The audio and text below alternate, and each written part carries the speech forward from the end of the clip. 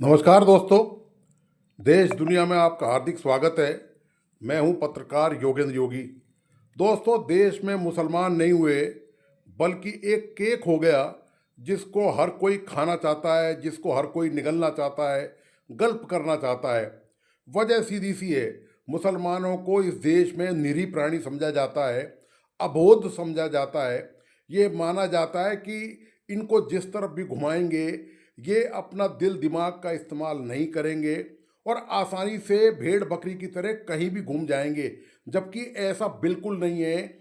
इस देश के मुसलमानों ने एक बार नहीं दर्जनों बार यह साबित कर दिया है कि उनके अंदर भी वही जज्बा है। वो भी उतना ही सोचते समझते हैं और हकीकत को जानते हैं। इसके बावजूद आप देखिए कि राजनीतिक दल मुसलमानों का इस्तेमाल करने से बिल्कुल भी बाज नहीं आते। उनको लगता है कि मुसलमानों को कहीं भी गुमराह करके, किसी भी तरह से मोड़ के, बरगला के, उनकी भावनाओं को भड़का कर, कोई भी नया पुराना मुद्दा उनके सामने, धार्मिक मामला रख कर उनको अपनी तरफ आकर्षित किया जा सकता है और वोट बैंक बटोरा जा सकता है। बिल्कुल ऐसी कवायद हुई है। आपको पता है कि बंगाल का जो मामला चल रहा है, वहाँ ममता बनर्जी जो मुख्यमंत्री है बंगाल की, उनकी पार्टी टीएमसी, तृणमूल कांग्रेस के जो विधायक हैं, उन्होंने, विधायक महोदय ने यही काम किया है। उन्होंने देखा कि भारतीय जनता पार्टी पूरे देश में बाबरी मस्जिद और अयोध्या श्री राम मंदिर का बड़ा शोर मचा रही है और इससे कहीं ना कहीं जो मुसलमानों की जो भावनाएं हैं वो हो सकता है कहीं ना कहीं आहत हो रही हों। इसका फायदा उठाते हुए वो श्रीमान विधायक महोदय ने पश्चिम बंगाल में बाबरी मस्जिद की नींव रख दी। बाबर से और बाबरी मस्जिद से उन श्रीमान विधायक महोदय का, कबीर जिनका नाम है, दूर दूर तक कोई लेना देना नहीं है। ना किसी राजनीतिक दल का बाबर से कोई लेना देना है, ना मुसलमानों का लेना देना है। बाबर, आप जानते हैं कि आक्रांता था, वो लड़ाकू था, वो भारत में आया, उसने लूट मार करी, अपना उसने शासन यहाँ पर स्थापित किया। ये केवल एकमात्र लब्बुल वाव जो है वो बाबर की हिस्ट्री है। और उस बाबर को लेकर अब जो है मुसलमानों की भावनाओं को भड़काने का पूरा प्रयास किया जा रहा है। तो ये जो कबीर है ये पूरी तरह से कोशिश कर रहे हैं कि किसी भी तरह से पश्चिम बंगाल में ध्रुवीकरण हो जाए, वोट बैंक उनकी तरफ, जो मुसलमान, चूंकि आप जानते हैं कि यही नीति मुख्यमंत्री ममता बनर्जी की भी रही है। उन्होंने हर कोशिश, हर तरीके से, हर संभव तरीके से यह कोशिश की है कि किसी भी तरह मुसलमान वोट बैंक उनके हाथ से छिटक नहीं जाए। उन्होंने तमाम प्रयास किए हैं। उनके आप पुराने रिकॉर्ड देख लें, आप जितने भी, चाहे वो रोहिंग्या मुसलमानों का मामला हो, चाहे वो अवैध बांग्लादेशी मुसलमानों का मामला हो, और भी दूसरे कोई मुसलमानों के वहाँ पर मामले हो, उनमें सबसे पहले यदि कोई कूदा है देश में, यह मानते हुए कि बंगाल पाकिस्तान की तरह है, पाकिस्तान को ममता बनर्जी ने बंगाल को पाकिस्तान बनाने में शायद कोई कसर बाकी रखी हो, तो उन्होंने हरदम केंद्र सरकार से टकराट मोल लेने का काम किया है। जो केंद्र की जो पॉलिसियां जो भी रही हैं, उनसे ममता बनर्जी हमेशा दो दो हाथ करने के मूड में रही हैं। इससे भले ही देश का नुकसान हो, एकता अखंडता प्रभावित हो, इससे ममता बनर्जी को कोई फर्क ज़्यादा नहीं पड़ता है। लेकिन इस बार दोस्तों क्या है, बाजी दरअसल पलटी हुई है। ममता के घर में ही अब सेंध लग गई है और अब ममता के लिए इस सेंध को संभालना बहुत मुश्किल काम है। निश्चित तौर पर यदि वहाँ पर वोटों का ध्रुवीकरण होता है, और जैसा ये श्रीमान विधायक, निलंबित विधायक हैं पार्टी के कबीर, जो टीएमसी के ममता बनर्जी की पार्टी के विधायक हैं, यदि ये वहाँ पर जैसा कि इन्होंने घोषणा की है, यदि ये वहाँ पर राजनीतिक दल बना लेते हैं, तो निश्चित तौर पर जो समर्थन बाबरी मस्जिद के नींव रखने पर कबीर को मिला है, उसको देखते हुए तो ये अंदाज़ा ही लगाया जा सकता है कि यदि वो अपना राजनीतिक दल बना लेंगे तो निश्चित तौर पर ममता बनर्जी के लिए पूरे राजनीतिक समीकरण साधना पश्चिम बंगाल में आसान नहीं होगा। मुसलमानों को वहाँ पर एकजुट रखना ममता बनर्जी के लिए बहुत भारी मुश्किल पैदा करने वाला साबित होगा। तो ये जरूर है कि वहाँ पर अब जो चुनाव है, वहाँ पर एक साल बाद करीब वहाँ पर चुनाव है, उसकी तैयारियां राजनीतिक दल सारे लग रहे हैं।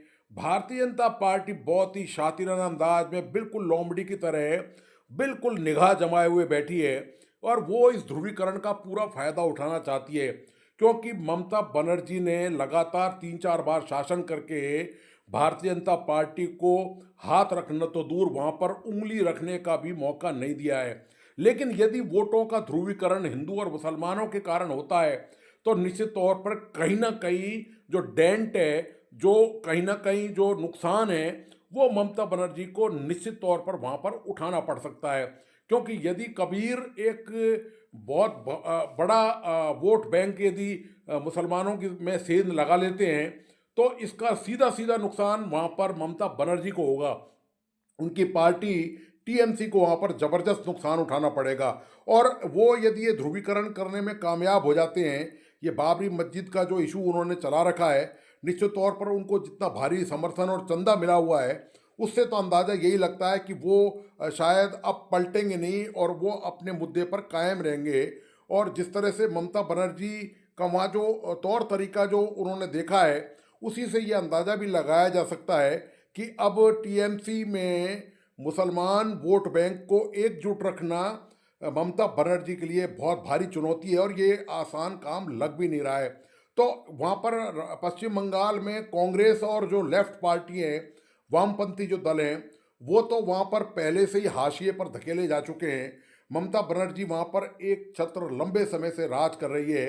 ना उन्होंने लेफ्ट को फटकने दिया, ना उन्होंने राइट मतलब भाजपा को फटकने दिया, और ना ही उन्होंने कांग्रेस का, सबका उन्होंने वहाँ से बिस्तर गोल कर दिया है।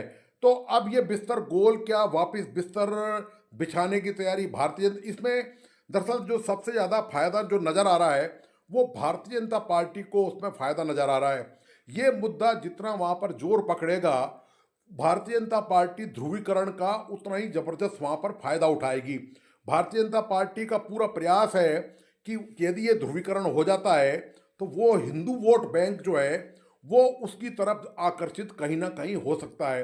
तो ये जो पूरी राजनीतिक कवायद है, इससे लगता यही है कि मुसलमान जो है देश में आज भी चुनाव का बहुत बड़ा मोहरा बने हुए हैं और राजनीतिक दल, उनके नेता, उनके खैरख्वाह, उनके रहनुमा ये समझते हैं कि इनको भारतीय जनता पार्टी के खिलाफ भड़काकर और इनको केंद्र की सरकार के खिलाफ भड़काकर अपनी रई राजनीतिक चालें चली जा सकती हैं। अब देखना यही होगा कि आगे ये पूरा मुद्दा क्या टर्न लेता है, इसमें क्या नया जुड़ता है, क्या नया घटता है। क्योंकि जिस तरह की जो कवायद है, हालांकि दावा तो कबीर ने यह भी किया था कि उनकी वो जब राजनीतिक दल बनाएंगे तो इस मुद्दे को लेकर उनका वामपंथी और कांग्रेस से सीटों के बंटवारों को लेकर बातचीत चल रही है। लेकिन दोनों ही राजनीतिक दलों ने, वामपंथी और कांग्रेस ने, ये इस बात से साफ इनकार कर दिया, क्योंकि इन दोनों दलों को भी हिंदू वोट बैंक चाहिए। हिंदू वोट बैंक के बगैर पश्चिम बंगाल हो या देश का कोई भी दूसरा राज्य हो, उसमें सत्ता में आना संभव बिल्कुल नहीं है। क्योंकि बहुत बड़ी मात्रा में जो वोट बैंक है वो यदि इनके कब्जे में नहीं आता है तो ये सत्ता में किसी भी हालत में नहीं आ सकते हैं। अब देखना ये होगा आगे कि अब नई राजनीतिक कवायद पश्चिम बंगाल में क्या होती है। ममता बनर्जी जो अब तक मुसलमानों की एकमात्र इकलौती खैरख्वाह मानी जाती रही हैं पश्चिम बंगाल के मुद्दे पर, तो अब देखना ये है कि वो कैसे इस समस्या से निपटती हैं। निश्चित तौर पर कांग्रेस और वामपंथियों के लिए तो पश्चिम बंगाल घाटे का सौदा बन चुका है। वो वहाँ पर अपनी राजनीतिक जड़ें तलाशने का काम कर रहे हैं, जिसका निकट भविष्य में लगता यही है कि कोई उनको सफलता मिलने का आसार उनको नज़र नहीं आते हैं। लेकिन भारतीय जनता पार्टी को जरूर इस मुद्दे से यदि वोटों का ध्रुवीकरण होता है तो हिंदू वोट बैंक का फायदा मिल सकता है और भारतीय जनता पार्टी इस बहाने पश्चिम बंगाल में अपनी दस्तक दे सकती है, जो कि ममता बनर्जी ने पिछले लोकसभा चुनाव या विधानसभा के जितने भी चुनाव हुए हैं उसमें भारतीय जनता पार्टी को पश्चिम बंगाल से बाहर रखा है। तो दोस्तों अब नया जो अध्याय लिखा जाएगा, लेकिन ये ज़रूर है कि मुसलमानों को जिस तरीके से तोड़ा मरोड़ा जा रहा है देश में, चाहे वो समाजवादी पार्टी हो, चाहे लालू यादव की पार्टी हो, एक भाजपा को छोड़कर जितनी भी विपक्षी पार्टी हैं या जो दूसरी जितनी भी क्षेत्रीय दल हैं या और तमाम दल हैं, उनके लिए मुसलमान आज भी एक वोट बैंक है, कल भी एक वोट बैंक था और भविष्य में भी उनको केवल वोट बैंक नज़र आता है। उनकी भलाई के लिए, उनके विकास के लिए, देश की मुख्य धारा में उनको कैसे विकास के जरिए शामिल करें, इसका रोड मैप किसी भी राजनीतिक दल के पास कभी नहीं था और लगता यही है आज के हालात को देखते हुए कि होगा भी नहीं। अब देखना यह है कि मुसलमान अपने स्वयं विवेक से क्या निर्णय करते हैं, क्योंकि मुसलमानों ने इन राजनीतिक दलों को हमेशा आईना दिखाया है जिन्होंने उनका इस्तेमाल करने का प्रयास किया है। तो ये दोस्तों पश्चिम बंगाल की अभी फ़िलहाल राजनीतिक तस्वीर है जिसे मैंने आपके सामने रखने का प्रयास किया है। तो उम्मीद करता हूँ कि आपको ये वीडियो पसंद आया होगा और मेरा तमाम दोस्तों से आग्रह है कि प्लीज़ इस वीडियो को लाइक करें, शेयर करें अपने दोस्तों, अपने परिजनों को और बेल आइकॉन का बटन दबाना नहीं भूलें। जिन मित्रों ने चैनल सब्सक्राइब नहीं किया प्लीज़ सब्सक्राइब जरूर करें। धन्यवाद। नमस्कार।